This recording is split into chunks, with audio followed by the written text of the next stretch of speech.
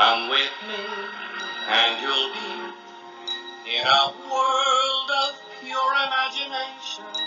Take a look and you'll see into your imagination.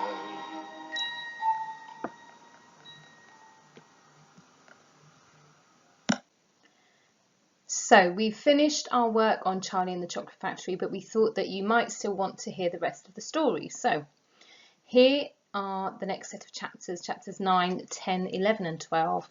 Chapter 8 was the chapter in which Violet Beauregarde and Mike TV received their tickets. Let's read the next.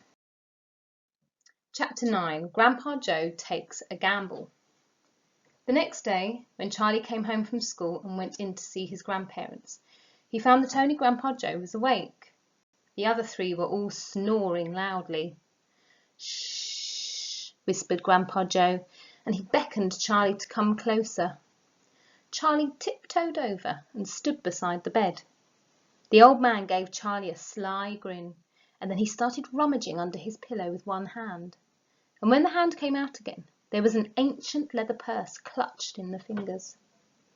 Under cover of the bedclothes, the old man opened the purse and tipped it upside down. Out fell a single silver sixpence. "It's my secret hoard," he whispered. "The others don't know I've got it.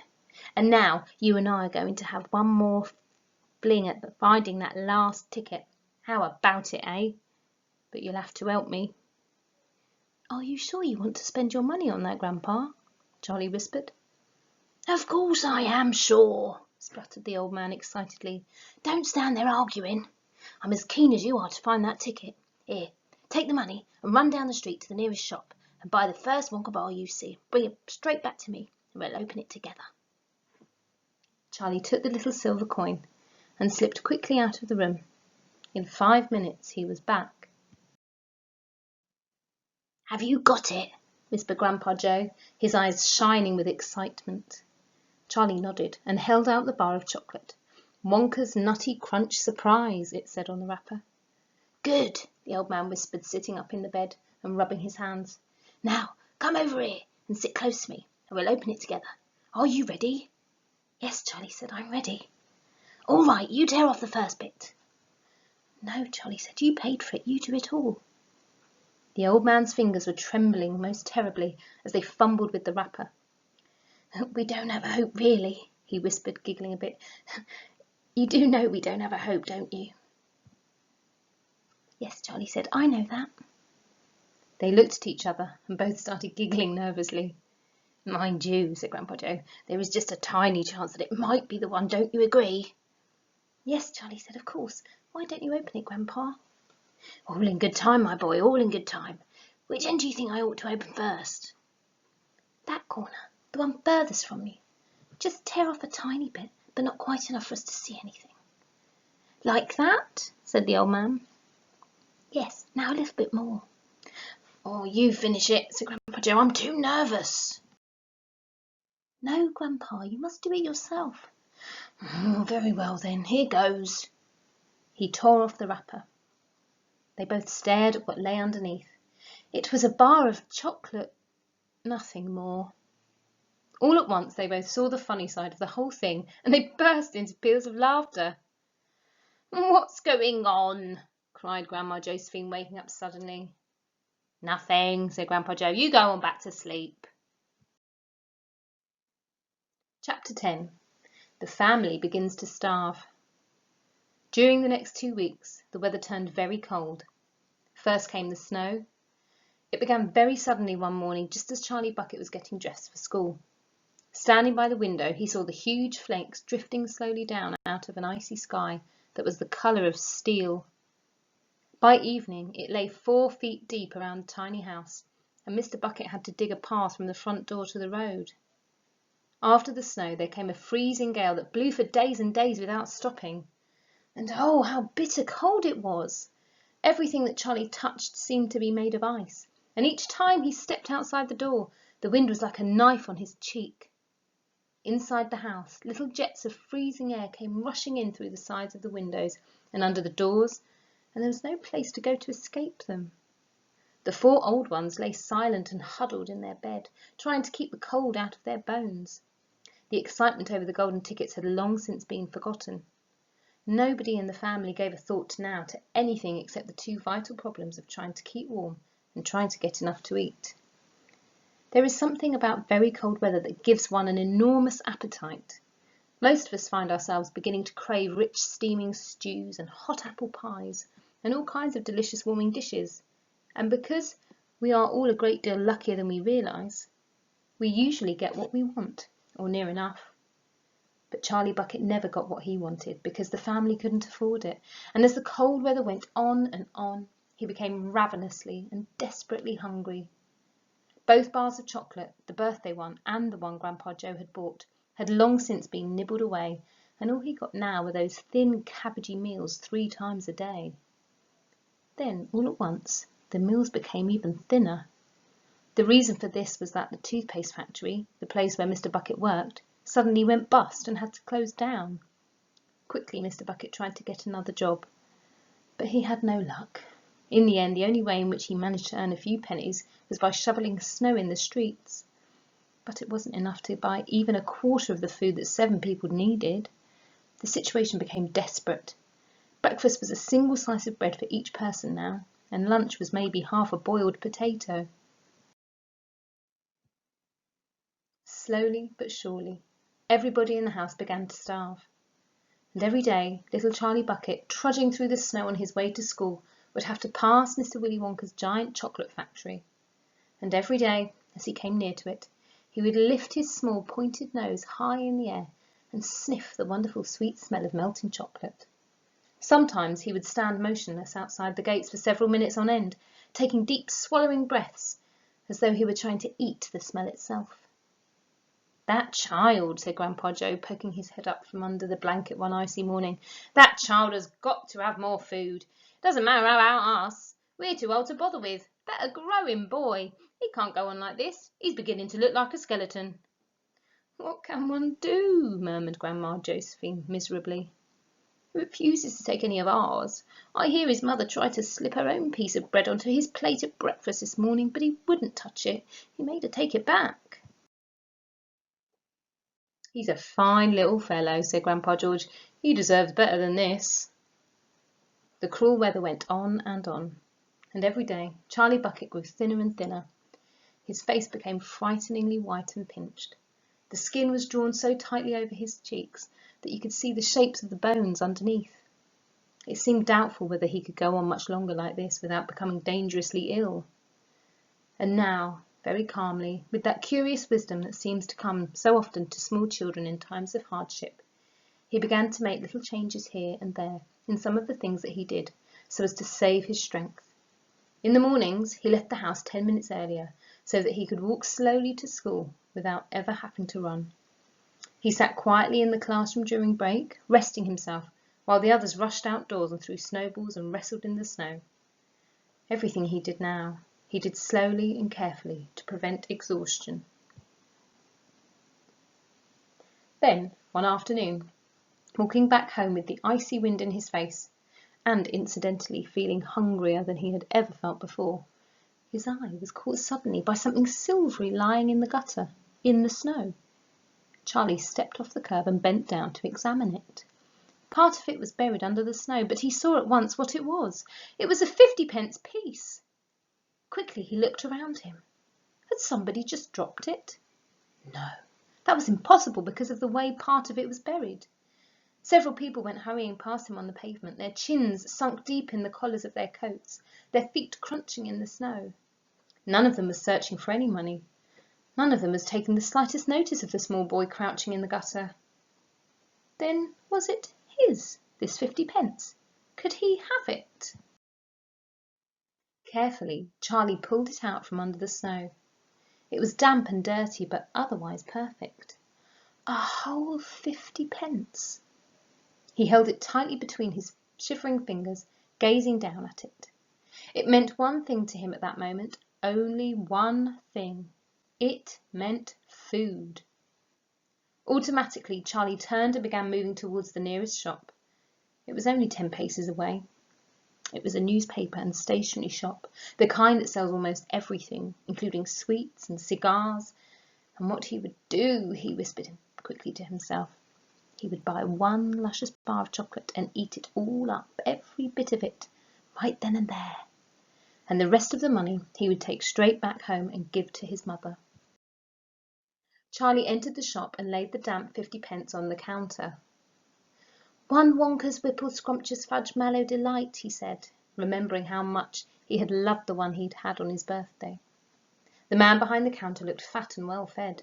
He had big lips and fat cheeks and a very fat neck. The fat around his neck bulged out all around the top of his collar like a rubber ring. He turned and reached behind him for the chocolate bar. Then he turned back again and handed it to Charlie. Charlie grabbed it and quickly tore off the wrapper and took an enormous bite. Then he took another and another, and oh, the joy of being able to cram large pieces of something sweet and solid into one's mouth. The sheer blissful joy of being able to fill one's mouth with rich, solid food. "You look like you wanted that one, Sonny," the shopkeeper said pleasantly. Charlie nodded, his mouth bulging with chocolate. The shopkeeper put Charlie's change on the counter. "Take it easy," he said. "It'll give you a tummy ache if you swallow it like that without chewing." Charlie went on wolfing the chocolate. He couldn't stop, and in less than half a minute the whole thing had disappeared down his throat. He was quite out of breath, but he felt marvellously, extraordinarily happy. He reached out a hand to take the change. Then he paused. His eyes were just above the level of the counter. They were the silver coins lying there. The coins were all 5-penny pieces. There were 9 of them altogether. Surely it wouldn't matter if he spent just one more. "I think," he said quietly, "I think I'll have just one more of those chocolate bars, the same kind as before, please." "Why not?" the fat shopkeeper said, reaching behind him again and taking another Whipple Scrumptious Fudge Mallow Delight from the shelf. He laid it on the counter. Charlie picked it up and tore off the wrapper. And suddenly, from underneath the wrapper, there came a brilliant flash of gold. Charlie's heart stood still. "It's a golden ticket!" screamed the shopkeeper, leaping about a foot in the air. "You've got a golden ticket! You've found the last golden ticket! Hey, would you believe it? Come and look at this, everybody! The kid's found Wonka's last golden ticket! There it is! It's right here in his hands!" It seemed as though the shopkeeper might be going to have a fit. "In my shop, too!" he yelled. "He found it right here in my own little shop. Somebody call the newspapers quick and let them know. Watch out now, Sonny. Don't tear it as you unwrap it. That thing's precious." In a few seconds, there was a crowd of about 20 people clustering around Charlie, and many more were pushing their way in from the street. Everybody wanted to get a look at the golden ticket and at the lucky finder. "Where is it?" somebody shouted. "Hold it up so all of us can see it." "There it is! There!" shouted someone else. "He's holding it in his hands. See the gold shining?" "How did he manage to find it, I'd like to know?" a large voice shouted angrily. 20 bars a day I've been buying for weeks and weeks." "Think of all the free stuff he'll be getting too," another voice said enviously. "A lifetime supply." "He'll need it, the skinny little shrimp," a girl said, laughing. Charlie hadn't moved. He hadn't even unwrapped the golden ticket from around the chocolate. He was standing very still, holding it tightly with both hands while the crowd pushed and shouted all around him. He felt quite dizzy. There was a peculiar floating sensation coming over him, as though he were floating up in the air like a balloon. His feet didn't seem to be touching the ground at all. He could hear his heart thumping away loudly somewhere in his throat. At that point, he became aware of a hand resting lightly on his shoulder, and when he looked up, he saw a tall man standing over him. "Listen," the man whispered. "I'll buy it from you. I'll give you £50. How about it, eh? And I'll give you a new bicycle as well, okay?" "Are you crazy?" shouted a woman who was standing equally close. Why, I'd give him £200 for that ticket. You want to sell that ticket for £200, young man? That's quite enough of that, the fat shopkeeper shouted, pushing his way through the crowd and taking Charlie firmly by the arm. Leave the kid alone, will you? Make way there. Let him out. And to Charlie, as he led him to the door, he whispered, Don't you let anybody have it. Take it straight home, quickly, before you lose it. Run all the way, and don't stop till you get there. You understand? Charlie nodded. You know something, the fat shopkeeper said, pausing a moment and smiling at Charlie. I have a feeling you needed a break like this. I'm awfully glad you got it. Good luck to you, Sonny. Thank you, Charlie said, and off he went, running through the snow as fast as his legs would go.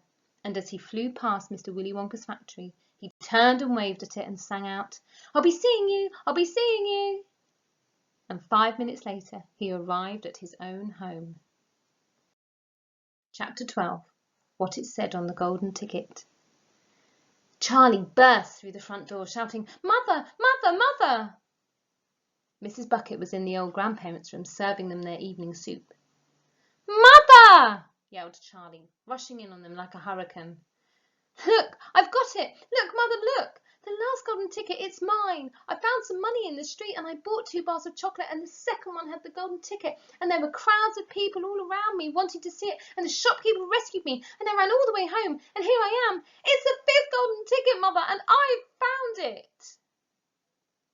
Mrs. Bucket simply stood and stared, while the 4 old grandparents, who were sitting up in bed balancing bowls of soup on their laps, all dropped their spoons with a clatter and froze against their pillows. For about 10 seconds there was absolute silence in the room. Nobody dared to speak or move. It was a magic moment. Then, very softly, Grandpa Joe said, You're pulling our legs, Charlie, aren't you? You're having a little joke? I am not, cried Charlie, rushing up to the bed and holding out the large and beautiful golden ticket for him to see. Grandpa Joe leaned forward and took a close look, his nose almost touching the ticket. The others watched him, waiting for the verdict. Then very slowly, with a slow and marvellous grin spreading all over his face, Grandpa Joe lifted his head and looked straight at Charlie. The colour was rushing to his cheeks and his eyes were wide open, shining with joy, and in the centre of each eye, right in the very centre, in the black pupil, a little spark of wild excitement was slowly dancing. Then the old man took a deep breath, and suddenly, with no warning whatsoever, an explosion seemed to take place inside him. He threw up his arms and yelled, Yippee! And at the same time, his long bony body rose up out of the bed, and his bowl of soup went flying into the face of Grandma Josephine.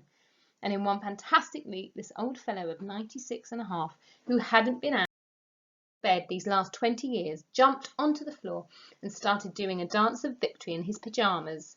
Yippee! He shouted. 3 cheers for Charlie! Hip, hip, hooray! At this point, the door opened and Mr. Bucket walked into the room. He was cold and tired, and he looked it. All day long he had been shoveling snow in the streets. Cripes, he cried, what's going on in here? It didn't take them long to tell him what had happened. I don't believe it, he said. It's not possible. Show him the ticket, Charlie, shouted Grandpa Joe, who was still dancing around the floor like a dervish in his striped pyjamas. Show your father the 5th and last golden ticket in the world. Let me see it, Charlie, Mr. Bucket said, collapsing into a chair and holding out his hand. Charlie came forward with the precious document. It was a very beautiful thing, this golden ticket, having been made, so it seemed, from a sheet of pure gold, hammered out almost to the thinness of paper. On one side of it, printed by some clever method in jet-black letters, was the invitation itself, from Mr. Wonka. Read it aloud, said Grandpa Joe, climbing back into bed again at last. Let's all hear exactly what it says. Mr. Bucket held the lovely golden ticket up close to his eyes. His hands were trembling slightly, and he seemed to be overcome by the whole business. He took several deep breaths. Then he cleared his throat and said, All right, I'll read it. Here we go. Greetings to you, the lucky finder of this golden ticket, from Mr. Willy Wonka. I shake you warmly by the hand. Tremendous things are in store for you. Many wonderful surprises await you. For now, I do invite you to come to my factory and be my guest for one whole day, you and all others who are lucky enough to find my golden tickets. I, Willy Wonka, will conduct you around the factory myself, showing you everything that there is to see, and afterwards, when it is time to leave, you will be escorted home by a procession of large trucks. These trucks, I can promise you, will be loaded with enough delicious eatables to last you and your entire household for many years.